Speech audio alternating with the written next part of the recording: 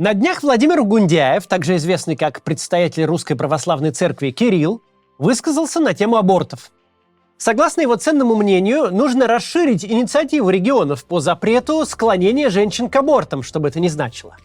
Это, по его словам, нанесет государству огромную пользу. По мановению волшебной палочки, говорит представитель церкви, которая совсем недавно отчаянно боролась с книгой про Гарри Поттера, потому что там колдовство. Так вот, если научиться отговаривать женщин от абортов, то по мановению волшебной палочки сразу пойдет в рост население, возникнут рабочие руки в экономике. С одной стороны, РПЦ в целом и предстоятель ее в частности – это уже давно фигуры абсолютно комические. Как они что ляпнут, эти совершенно охреневшие от роскоши и безнаказанности ребята, так обязательно в лужу пернут. РПЦ всецело поддержала войну, в принципе, на этом с ними разговор и окончен. Но беда заключается в том, что несмотря на полную бессмысленность и нулевое влияние на общество, эти ребята имеют прямое и значительное влияние на принятие решений. В нашей искаженной политической среде РПЦ – мощный лоббист, который вполне может реально испортить жизнь реальным людям. А предельно размытые формулировки, вроде склонения к абортам – это прямой путь испортить жизнь большому количеству людей. Имеет смысл поговорить о том, почему именно сейчас и почему именно аборты и какое место РПЦ занимает в российской системе. Только сначала дадим прямой ответ господину Гундяеву.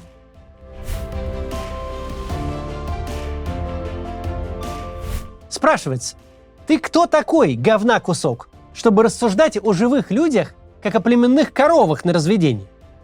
Это ж реальные семьи, реальные женщины, которые принимают решение рожать или не рожать реального человека, а не учетную единицу в ведомости. Им его вынашивать, им его воспитывать, им, с учетом всех российских реалий, выращивать его до взрослого состояния.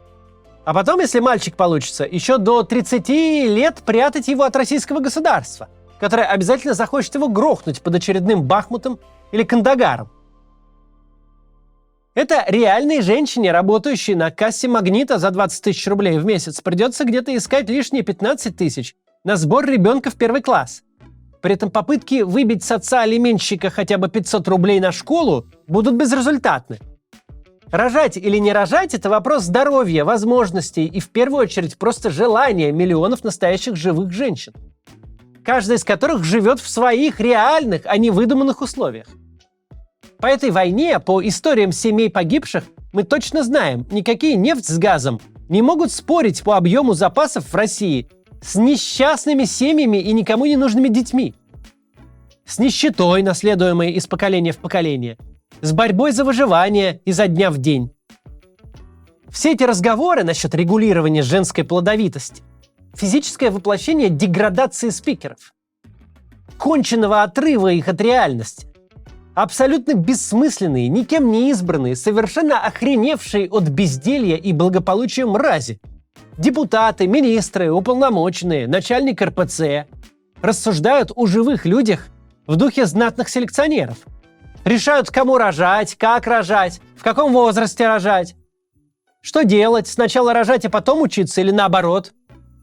Мы как-то оказались в точке, где по-хозяйски распоряжаться чужими матками – это допустимое публичное поведение. Мичуринцы гребаные. Хочешь быть передовым – сей квадратно-гнездовым. Явно видно, что они относятся к тому, что называют населением, как к говорящему скоту.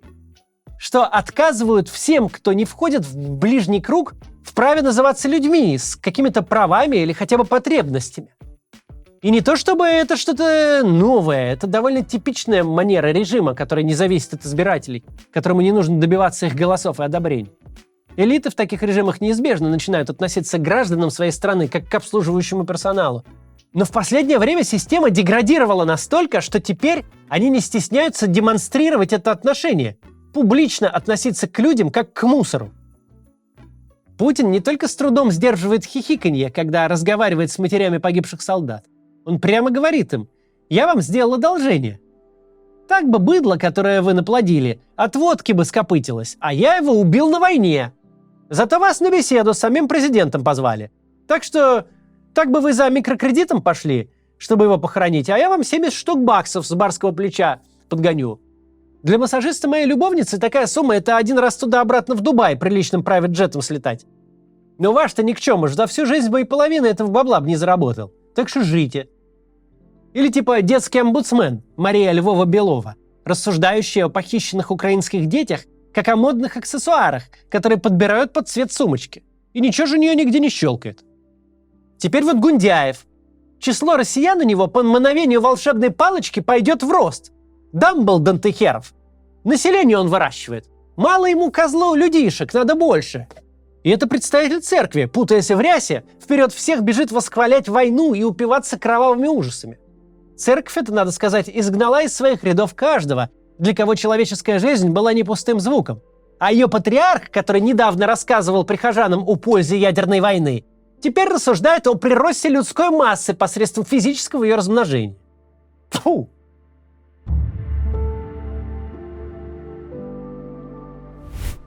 Дискуссию о допустимости искусственного прерывания беременности закрыла советская власть более века назад, первой в мире легализовав аборты. Это случилось в 1920 году, за 2 года до рождения СССР. Прабабушки нынешних россиянок уже имели право на аборт. С ходом времени аборт стал ординарной медицинской процедурой, совсем не полезной, но достаточно безопасной. Мало за что можно сказать спасибо советской власти, но за то, что она разрубила топором некоторые общественные дискуссии, вполне можно. Работа для женщин, светское школьное образование и право женщин на аборт – то, что в западных обществах медленно и постепенно достигалось весь 20 век, мы просто унаследовали. Возникает закономерный вопрос. Так какого хрена все эти бессмысленные деграданты хором доколебались до людей? Ответ очень простой. Российское начальство, в широком смысле, настоящие иностранные агенты. Они очень хотят играть в консерватизм, но консервироваться им не в чем. За прошлый век у нас сменилось 3 страны, и каждая начинала с отрицания предыдущей. Теперь корни, к которым якобы хотят вернуться высшие российские долбоебы, висят в воздухе между святым причастием и пионерской клятвой. Сами они не верят ни в Бога, ни в черта, поэтому тупо пересказывают программу консервативного крыла республиканской партии силами комсомольской самодеятельности. И это чистый импорт чужой дискуссии, чуждых западных ценностей, которые, как бананы в Якутске, не могут здесь расти. Им не на чем. Так вот, дискуссия об абортах – это совершенно не российская тема. Это дискуссия очень американская. Аборты – одна из 5 главных тем, которые делят американское общество пополам. По отношению к ней можно почти со 100% точностью понять, за кого человек будет голосовать – за республиканцев или за демократов. На любых выборах, начиная со школьного округа и заканчивая овальным кабинетом. Этот вопрос реально меняет отношение избирателей к кандидату. Они могут поддерживать 99 из 100 пунктов программы, в том числе жизненно важные вопросы вроде налогов, медстраховок. Но если не совпадут в отношении к абортам, то голосов их кандидату не видать никогда. А все потому, что США очень религиозная страна. Американские церкви, хоть католические, хоть движение святых последних дней, то бишь мормоны, это очень мощные, богатые и влиятельные политические акторы. К их мнению прислушиваются избиратели. У них есть свои лоббисты. В каждом органе власти сидят люди, которых еще младенцами принесли в церковь, и спустя 40 лет они каждое воскресенье ходят в ту же церковь, и к тому же священнику. А еще есть бизнесмены, актеры, певцы, телеведущие и прочие лидеры мнений, для которых своя церковная община как семья, и мнение этой семьи для них крайне важно. Американское государство не занимается строительством храмов, не отгружает бабло за содержание могучего церковного аппарата. Если в городке стоит церковь, значит, ее содержат прихожане. И священник живет за счет прихожан, за счет общины. Священник – важный и уважаемый человек в местном комьюнити. Его суждения имеют вес, в том числе и по политическим вопросам. Вы обращали внимание, что в американских ситкомах и мультсериалах часто обыгрываются библейские сюжеты? В репертуаре почти каждого американского комика имеются шутки об исходе евреев из Египта или о волхвах, идущих с дарами к новорожденному Христу. Почему у нас такое не практикуется? Почему в нашей культуре шутки о религии исключительно об обнаглевших попах на Бентли? Потому что в нашей стране никто просто не поймет, что к чему. У нас Библию мало кто в руках держал. Какой горящий куст? Какая саранча? Где тут должно быть ха-ха? В этом фундаментальная разница между двумя мирами. В Израиле, например, легко понять, какую роль в жизни людей может играть религия и какими значимыми могут быть дискуссии на религиозные темы. Я как раз там провел детство и видел людей, которые с вечера пятницы по вечер субботы не будут работать ни при каких обстоятельствах, за исключением случаев, важных для жизни людей. Обещаем 10 окладов, угрожаю увольнением, не будут и все. Им реально важно, например, кем, из чего и как готовилась еда, как правильно мыть посуду. Для них дотошное соблюдение подробных правил, регламентирующих весь образ жизни, это и есть образ жизни. Но насколько все это очевидно израильтянину, настолько же невообразимо для жителя России. Россия не просто секулярная страна, она антирелигиозная сверх всякого предела. 70 лет советской власти наглухо разорвали преемственность традиций, похоронили под собой всю религиозную дискуссию. Да, в США Иисус – это действующий политический актор.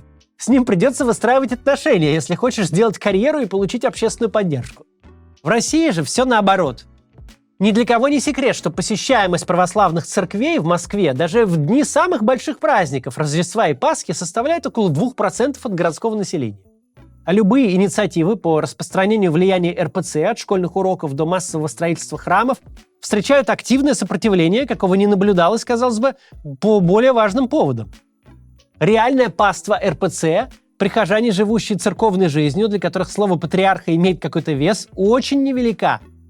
Если бы на свободных выборах кандидаты в Думу от РПЦ взяли бы несколько одномандатных округов в сельских районах юга России, это был бы уже гигантский успех. Чтобы все понять про РПЦ, достаточно посмотреть на храмы, которые они строят. Это не жители какого-то района скинулись и воздвигли себе скромную церковь, место, где собираются общины. Нет, современный храм РПЦ – это несколько тысяч квадратных метров железобетона, построенных либо на государственные, либо на олигархические деньги. Там одни счета за отопление такие, что никакая община не потянет. Смотришь на этот храм, и сразу понятно, православная церковь в России никакой не общественный институт, а государственное учреждение, которое содержится и развивается как государственное учреждение.